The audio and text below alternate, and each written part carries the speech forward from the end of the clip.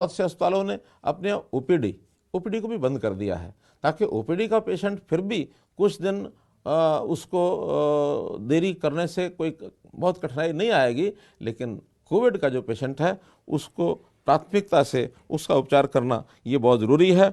निजी अस्पतालों में कमरों की जो किराया है उसका दुरुपयोग वो ना करें, तो अलग अलग स्तर के जो निजी अस्पताल हैं उनमें 8,000 रुपये से लेकर 18,000 रुपये प्रतिदिन ये राशि भी उनकी तय की है, ताकि इससे ज़्यादा राशि वो न ले सकें। जहाँ तक टेस्टिंग की बात है, टेस्टिंग भी हमारे यहाँ लगभग 40,000 टेस्ट ये प्रतिदिन हों, ऐसी हमने व्यवस्था की है। तो इस टेस्टिंग के लिए भी 500 रुपये का रेट ये प्राइवेट अस्पतालों के लिए तय किया है। अगर घर से सैंपल लेकर के आते हैं तो 600 रुपया वो चार्ज कर सकते हैं, इससे ज़्यादा वो चार्ज नहीं करेंगे प्रतिदिन। ये हमारी टेस्टिंग की व्यवस्था और आगे बढ़े, हम अपने यहाँ प्रयत्न कर रहे हैं कि ये 40,000 से 70,000 तक हम इसको लेकर के जाएं। अभी तक कुल 33 लाख लोगों को ये मैं वैक्सीनेशन की बात कर रहा हूँ, तो वैक्सीनेशन 70,000 व्यक्तियों का प्रतिदिन वैक्सीनेशन हो, ऐसा हम एक प्रयत्न कर रहे हैं। अभी तक 33 लाख लोगों को वैक्सीनेशन का ये टीका लग चुका है। 1800 केंद्र वैक्सीनेशन के ये हमने स्थापित किए हैं। अभी 20 अप्रैल यानी आज से अगले 4-5 दिन तक एक मेगा जो अभियान है, महाअभियान है, वो इस वैक्सीनेशन के जो टीके हैं उनका लगाया जाएगा। मैं आभारी हूँ प्रधानमंत्री नरेंद्र मोदी जी का, जिन्होंने ये कहा है कि 1 मई से 18 वर्ष तक की आयु के भी जितने नौजवान हैं, पहले अभी तक 45 वर्ष तक के लोगों को ही वैक्सीनेशन का टीका ये लगता था, अब 18 वर्ष से ऊपर भी 1 मई के बाद ये खुलने जा रहा है। तो ऐसे सब नौजवान साथियों को भी कहूँगा कि 1 मई के बाद वो भी वैक्सीनेशन का टीका ये लगवा लें। और एक सुविधा ये होने वाली है कि बाज़ार में भी वैक्सीनेशन का टीका ये उपलब्ध हो जाएगा, ताकि बाज़ार में उपलब्ध होने के बाद जो भी कहीं टीका लेकर के कहीं लगवाना चाहता है तो जा कर के लगवा सकते हैं। अभी ऑक्सीजन की जहाँ तक बात है, मैं बेड्स की बात कर रहा था, तो हमारे पास 2131 ऐसे बेड्स ऑक्सीजन के उपलब्ध हैं, आईसीयू के बेड्स भी उपलब्ध हैं। अभी तक 721 कोरोना मरीज ये ऑक्सीजन बेड्स पर हैं, अर्थात अभी 1/3 अभी ऑक्सीजन के जो बेड्स हैं उनका उपयोग हो रहा है, बाकी अभी 1400 हमारे पास अस्पतालों में उपलब्ध हैं। जहाँ तक वेंटिलेटर्स की बात है, 1080 वेंटिलेटर्स उपलब्ध हैं, 131 मरीज इस समय वेंटिलेटर्स पर हैं। इसलिए इन किसी भी बात से कोई चिंता करने की आवश्यकता नहीं है। कई बार पैनिक की स्थिति बनती है कि एक चीज़ की कमी आती है तो फिर लगातार वो कमी का प्रचार होता है। कोई प्रचार न करे, हमें दिन रात लग करके हमारे सभी विभाग लगे हैं कि ऐसी कोई भी चीज़ होगी उसकी व्यवस्था लगातार करेंगे। तो इसलिए जहां हमारे मरीज़ रोज़ाना, जैसा मैंने बताया, 7,000 अगर वो बढ़ रहे हैं तो वहीं पर लगभग 3,000 से ऊपर वो ठीक भी हो रहे हैं। कल का आंकड़ा है 3,663 लोग वो ठीक भी हुए हैं, अर्थात लगातार किसी का 10 दिन बाद, किसी का 12 दिन बाद, किसी का 14 दिन के बाद ठीक होने का क्रम भी ये लगातार जारी है। तो इसलिए मित्रों, इन चीज़ों को हम ध्यान रखेंगे और इलाज तो सरकारी व्यवस्था से होगा, लेकिन उसका जो प्रिकॉशन है, उसका बचाव है, वो हमको खुद करना होगा। अगर आप अपना बचाव करने में सफल होंगे तो सबसे बड़ी उपलब्धि हमारी ये है। हाँ, किसी कारण से कोरोना के हम पीड़ित हो गए तो उसकी इलाज के नाते से उसकी सुरक्षा करने की जिम्मेदारी हमारी सरकार की है। हम कोई भी इसमें कमी नहीं आने देंगे। आपको आपका मनोबल बना रहे, इस नाते से ही ये मैं प्रतिदिन जो आपके सामने आकर के बातचीत करता हूँ, ये उसका जो पहलू है, इस नाते से ही मैं आपके पास आता हूँ।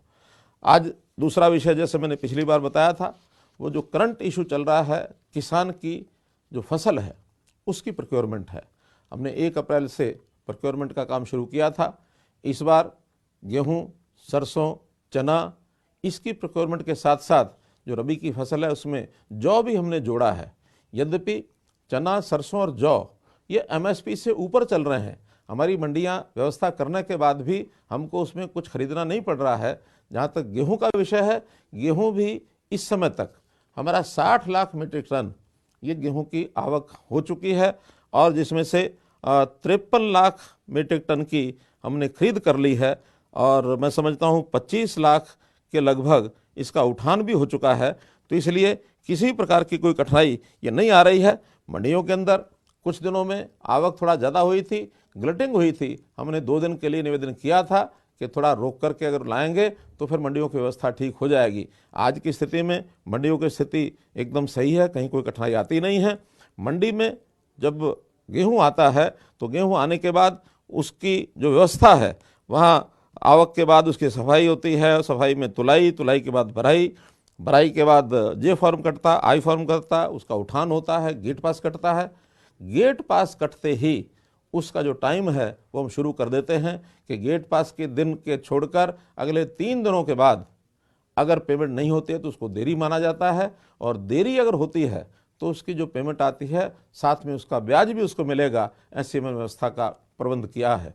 अभी तक किसानों को सीधी पेमेंट इस बार चूँकि पहली बार कर रहे हैं तो 2336 करोड़ रुपए की पेमेंट ये सब किसान को सीधी जा चुकी है, उनके खातों में चली गई है। और आज ही हमने हिसाब लगवाया कि इसमें से देरी कितनी हुई है। केवल एक किसान ऐसा है जिसकी 10 दिन की देरी हुई, 3 किसान ऐसे हैं जिसकी 9 दिन की देरी हुई है, और बड़ी मात्रा में जो किसान ऐसे हैं जिनका 1 दिन की देरी हुई है। तो इस प्रकार से इस देरी के कारण से होने वाला जो इंटरेस्ट की अमाउंट है 10,769 लोगों को ये जो ब्याज है ये भेजा जा चुका है। 7,80,000 रुपये ये पेमेंट ब्याज के खाते में ही उनको भेजी गई है, और ये पहली बार होगा कि उनको सीधा ब्याज जो है वो किसानों को ये मिलेगा। हमने इस बार मंडियों की व्यवस्था भी पर्याप्त की है। 396 मंडियाँ जो हमारी रेगुलर मंडियाँ हैं वो प्रोक्योरमेंट जैसे पहले काम करती थी इस बार कर रही हैं। साथ में 77 खरीद केंद्र ये भी बनाए गए हैं, क्योंकि जहाँ कहीं ग्लटिंग हुई, भीड़ ज़्यादा हुई, तो वहाँ पर पास के जो खरीद केंद्र हैं उसमें वही सारी व्यवस्थाएं करके और ये सब हमने किया है। मित्रों, इस बार जो देखा है हमने कि जो हमारी पहले की व्यवस्था है मेरी फसल मेरा ब्यौरा, लगातार हर साल उसमें सुधार होते जा रहे हैं। 3 वर्ष से मेरी फसल मेरा ब्यौरा इस स्कीम के अंतर्गत हम किसानों को कहते हैं कि हर वर्ष अपनी बोई हुई फसल उसका पंजीकरण कराएं। पंजीकरण कराने के कई हेतु हैं। कुल मिलाकर हरियाणा की पूरी भूमि उसकी हमें जानकारी मिलती है कि कितनी पर बिजाई हुई है, कितनी खाली रही है, खाली किन कारणों से रही है, और जो बिजाई हुई है बिजाई के बाद उस फसल का उसकी बिक्री ठीक हो जाए, किसी की बिक्री में कठिनाई ना आए, उसमें योजना ठीक से बना सकते हैं ताकि अगली बार बिजाई में किसी चीज़ को कम कराना है, ज़्यादा कराना है, आखिर तो प्लानिंग के आधार पर बिजाई होगी, किसान का ज़्यादा लाभ होगा। कभी कभी उद्देश्य दूसरे भी रहते हैं, जैसा पानी बचाने का उद्देश्य है। हमने कहा कि अगर धान की बिजाई कम करके विविधीकरण से दूसरी फसलों पर आएंगे तो हम उसमें इंसेंटिव भी देंगे। हमने 7,000 रुपया प्रति एकड़ धान छोड़कर दूसरी फसल बोने वाले को पिछले वर्ष दिया है। 96,000 एकड़ में धान छोड़ा गया है, तो ये बहुत अच्छी पहल है। इस बार भी हम विचार करते हैं कि इस 96,000 को हम आह्वान करेंगे कि 2 लाख एकड़ ज़मीन इस पर धान कम करके चाहे कपास बिजाई की जाए और चाहे मक्का बिजाई की जाए अथवा अन्य फसलें जो इस समय की फसलें होंगी खरीफ की, उनकी बिजाई करेंगे ताकि हमारी पानी की ये बचत होगी, और धान के बजाय दूसरी ऐसी फसलें जो कैश क्रॉप्स हैं जिसमें किसान की आमदन ज़्यादा हो सकती है उस पर यदि जाएंगे तो उसका भी हमको लाभ मिलेगा।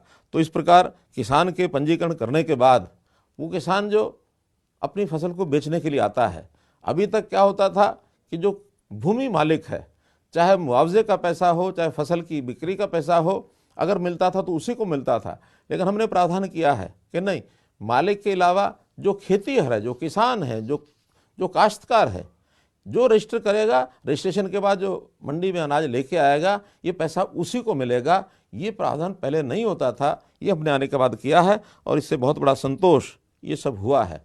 और हमने मंडियों में रजिस्ट्रेशन के समय एक बात और की है, परिवार पहचान पत्र इसको भी जोड़ा है ताकि उस किसान की परिवार की सारी जानकारियाँ वो उसके साथ जुड़ी हुई हैं, तो उस किसान को कितना उसमें लाभ होता है, पिछले वर्षों में वो क्या कर रहा था, आगे उत्तरोत्तर कैसे वो बढ़ रहा है, तो उसका एक डाटा भी हम मेंटेन करना चाहते हैं जिसका उसको एक लाभ होने वाला है। तो मित्रों, हम किसानों के भले के लिए, जैसा प्रधानमंत्री जी ने कहा था कि हम 2022 किसान की आय डबल करना चाहते हैं। अब ये ठीक है कि बीच में ये जो 1 वर्ष और अब दूसरा वर्ष भी कोरोना का एक जो प्रकोप है इसके कारण से हो सकता है कुछ योजनाएं हमारी उस गति से आगे न बढ़ पाएँ, लेकिन फिर भी हमारी कोशिश रहेगी कि हर काम से ऐसा सिस्टम बनाया जाए कि किसानों को हम उसकी आय जो है वो डबल करा सकें। ये ठीक है कि कुछ बातों का भ्रम कुछ बंधुओं में ऐसा फैला दिया जाता है, लेकिन उस भ्रम को दूर करने के लिए भी जैसे जैसे व्यवस्थाएं आगे बनेंगी, किसान को अपने आप समझ में आएगा कि हमारे हित में क्या है और हमारे अहित में क्या है। तो किसान के हित में जो हो उसको किसान स्वीकार करता जाए, और किसान के हित में कोई चीज़ नहीं है तो उसको स्वीकार करने की भी आवश्यकता नहीं है। किसान के ऊपर किसी प्रकार का दबाव डाल करके कोई चीज़ बनवाने का कोई इरादा न केंद्र सरकार का है न हमारा हरियाणा सरकार का है। इसलिए इस बात से बिल्कुल आश्वस्त रहें, ये मैं उनको एक प्रकार से और विश्वास दिलाना चाहता हूँ। किसानों के हित के लिए एक नई योजना बना रहे हैं, किसान मित्र योजना। और इस किसान ये मित्र योजना में हम कुछ वॉलंटियर्स को रजिस्ट्रेशन उनका कराएंगे, ताकि कुछ ऐसे किसान अपने आसपास के छोटे किसान जिनकी छोटी जोत है, ऐसे किसानों को कैसे लाभ हो उनके साथ जोड़ करके उनको समझा सकें।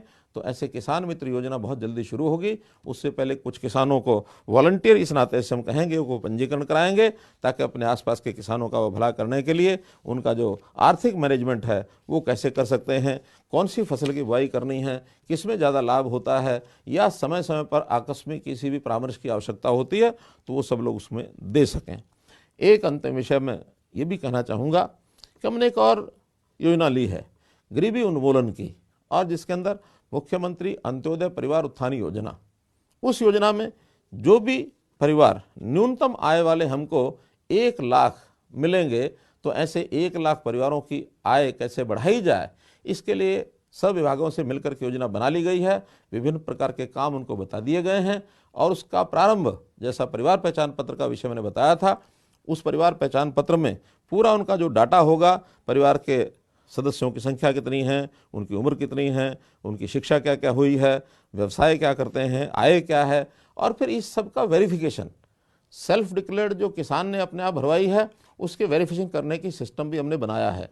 लोकल कमेटीज़ का गठन किया है, जिसके अंदर 2 सरकारी आदमी होंगे, 3 पब्लिक के आदमी होंगे। तो ऐसे 5 लोग मिल करके उसके बताए हुए डाटा को वो वेरीफाई करेंगे, और वेरीफाई करने के बाद फिर उसमें जो 1 लाख परिवार निकलेगा उनकी सहायता करने के लिए हम आगे बढ़ाएंगे।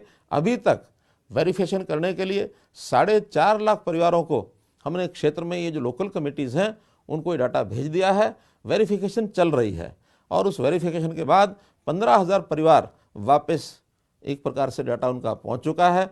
उन 15,000 परिवारों को संपर्क करके क्या वो काम कर सकते हैं, कोई अपना व्यवसाय कर सकते हैं, कहीं छोटी नौकरी कर सकते हैं, कोई मजदूरी कर सकते हैं, कोई पशु बांध करके उसके दूध के बाद उसका जो आर्थिक उपार्जन जो उन्होंने करना है वो कर सकते हैं, छोटा लघु उद्योग कर सकते हैं। कोई परिवार ऐसा भी हो सकता है कि बहुत ही लाचार परिवार हो, शायद कुछ भी ना कर सके, उसकी भी व्यवस्था विचार करेंगे। लेकिन योजनाएं अब पहले की तरह नहीं चलेंगी कि केंद्र की योजना आ गई, प्रदेश की योजना आ गई, हमने प्रचारित कर दिया और लोग अपने आप मांगने आते हैं। पहले मांगने आते थे, फिर हमने उसके लिए एक अलग व्यवस्था की थी, उसके लिए सरल केंद्र बनाए थे, अंत्योदय केंद्र बनाए थे कि वहाँ जा कर के अपने फार्म को भर दो और सुविधा आपको वहीं घर बैठे मिलेगी। अब उससे भी सरल हम कर रहे हैं कि ऐसे परिवार जिनकी आवश्यकता है, जो पात्र परिवार हैं, ऐसे पात्र परिवारों को घर में जा कर के उसको किस योजना का लाभ हो सकता है, शायद उसको पता भी नहीं होगा कि सरकार के लोग उसके घर में आने वाले हैं, लेकिन उसके घर जाकर और उसकी व्यवस्था की जाएगी ताकि उसका जीवन यापन वो ठीक से हो सके। तो ये काम हम अभी करने वाले हैं ताकि हर परिवार वो सुखी परिवार हो। पंडित दीनदयाल उपाध्याय ने कहा है कि किसी समाज को यदि आप सुखी करना चाहते हैं तो सुखी करने के लिए सबसे आवश्यक है कि उस समाज का जो न्यूनतम सीढ़ी पर, छोटी छोटी सीढ़ी पर, आखिरी सीढ़ी पर खड़ा व्यक्ति वो यदि प्रसन्न होगा तब सुखी समाज की कल्पना की जा सकती है। तो ये अंत्योदय का अभियान ये चला करके हम इस कार्य को आगे बढ़ाएंगे। ये हमारी सरकार का संकल्प है और बहुत जल्दी इसके जो परिणाम हैं वो हमारे सामने आएंगे। तो इस नाते से एक सुखी समाज की कल्पना हम करना चाहते हैं। यही आज के लिए आपके साथ में बातचीत करने के लिए आया हूँ। बहुत बहुत धन्यवाद, बहुत बहुत आभार।